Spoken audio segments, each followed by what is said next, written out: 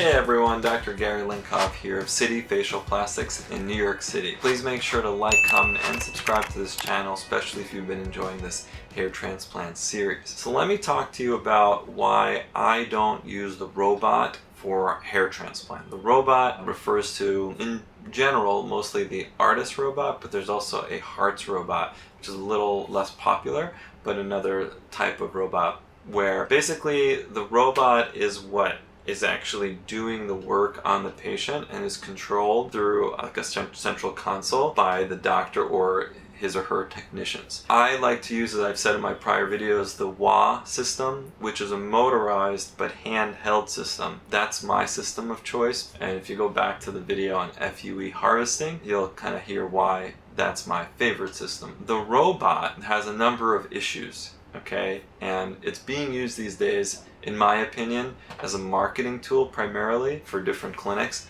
as opposed to people really believing that it's the best system for the patient. I've even heard some surgeons say that if they had a choice, well, they do have a choice, but after you buy a robot, it's kind of silly not to use it. But I've heard them say that even after they've purchased it, that if they really had their way, or if they were getting a hair transplant, they wouldn't get it with the robot.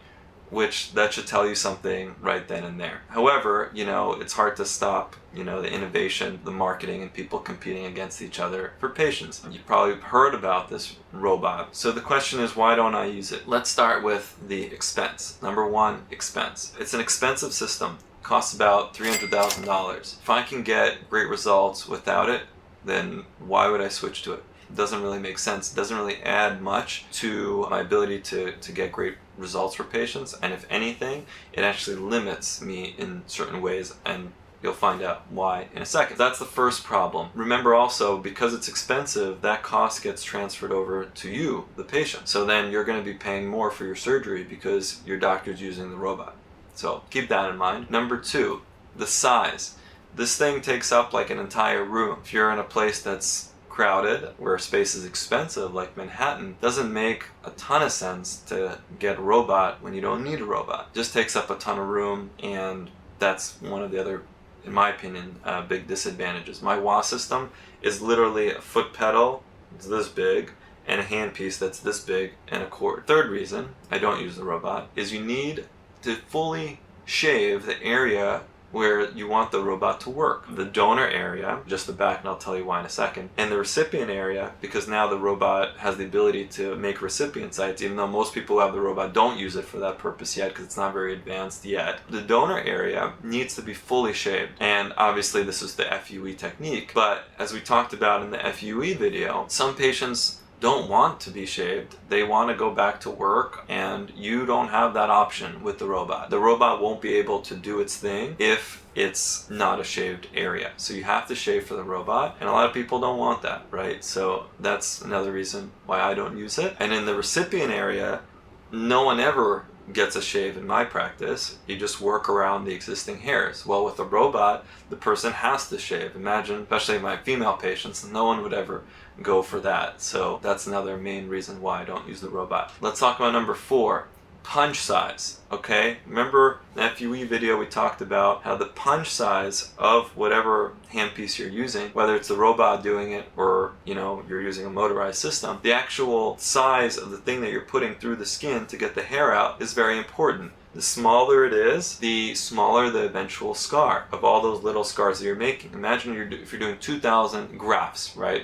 Excising 2,000 grafts for a bigger hair transplant case. You're making 2,000 holes, meaning 2,000 scars on the back of the head. That's a lot of scars. Now, if each scar is so teeny tiny because you used a really small punch that heals super well, such as with the WA in my hands, that's fine. Like, that's not really going to leave a big impact. If you use a much larger punch, the robot has a 1.37 millimeter punch size. It has a kind of two different punches within one. The outer diameter, the larger one's 1.37. So the actual holes that it's making, they're bigger. They're bigger individually than with some of the other options out there. So again, that's another big reason, in my opinion, not to use that. When you're freehanding it, you can go much smaller because you're able to really kind of pick out those hairs in, I think, a more refined way than what the robot can do, at least, in 2020. Maybe that will change in the future, but the punch size, having it as small as possible, I think is super critical for your eventual result. Little bit of a segue here, but tangent rather. But you don't want the punch size so small that you're not getting larger grafts. So you want to be able to get your 3 and 4 hair grafts, but you can do that with a 0.9 millimeter punch. You don't need a 1.37 or 1.4 millimeter. I mean, that's a really large size punch in the grand scheme of things when you're comparing what other options there are these days. So that's number 4. Number 5 is the limited zone of extraction. Okay, the robot has these plates that you have to be able to fit this rectangular plate on the back of the head in order to extract from there, because you need to be able to get this computer system to understand where you're working.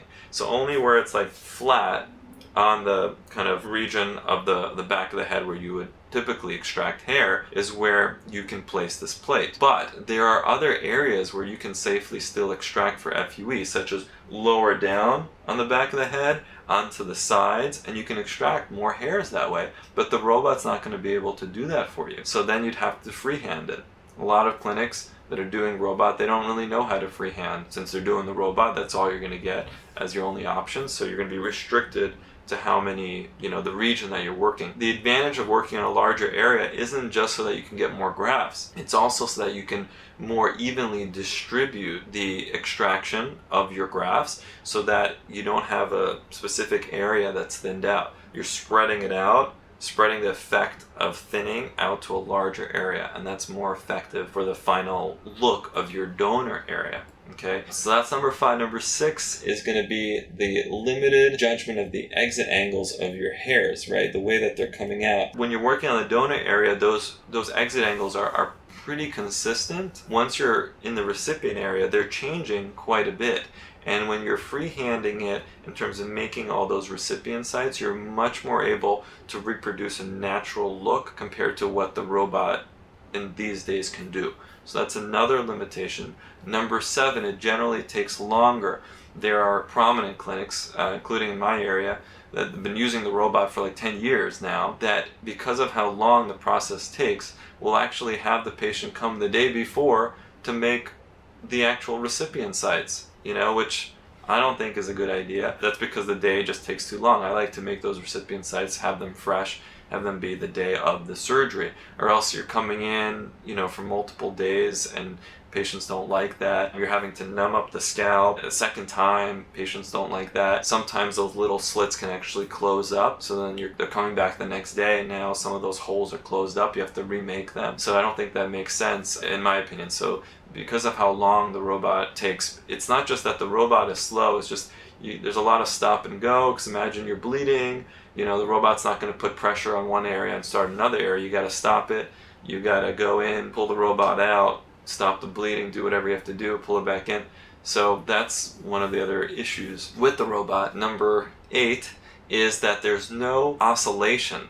And I was telling you guys earlier with the FUE machines that I like, that there's an oscillating capacity. So it's much safer when you're getting down to your follicle, to your bulb, that you're doing this oscillation type of movement, and by oscillating there, you're less likely to transect the hair. And so that's something that really isn't built into the robot system. Number 9 is that it's very technician focused. Some surgeons are very actively involved when it comes to the robot, but some, just like with freehanding things, but it's just even easier because now you have you're just working in front of a computer instead of on the patient. You feel even less responsible potentially, and so sometimes the technicians just take over and press all the buttons and do that sort of thing.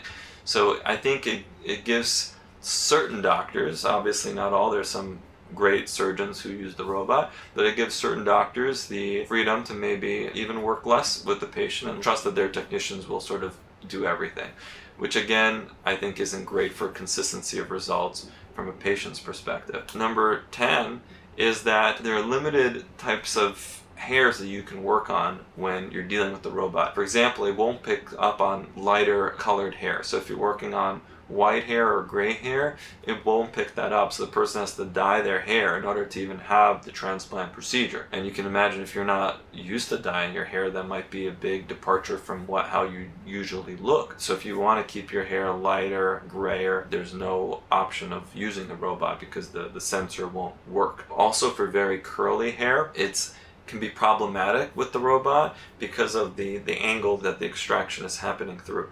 With very curly hair that curls on the inside, when you're freehanding it with a motorized unit, you can actually sort of bend it as you're going in, and that can allow you to just be a little bit safer and preserve those very curled hairs. Something that's a little bit trickier to do with the robot, and can be a problem with it. So those are essentially all the reasons why I don't think the robot is a great way to go when you're talking about hair transplants in 2020. Maybe as things advance and the robot gets even better, it'll be an obvious choice for hair surgeons like myself, and also for patients. But for the time being, I don't think it's the way to go. That's just my honest opinion. So there you have it, 10 reasons why I don't use the robot for hair transplant procedures. Once again, Dr. Gary Linkov, City Facial Plastics. If you enjoyed the video, like, comment, and subscribe to the channel. Thank you.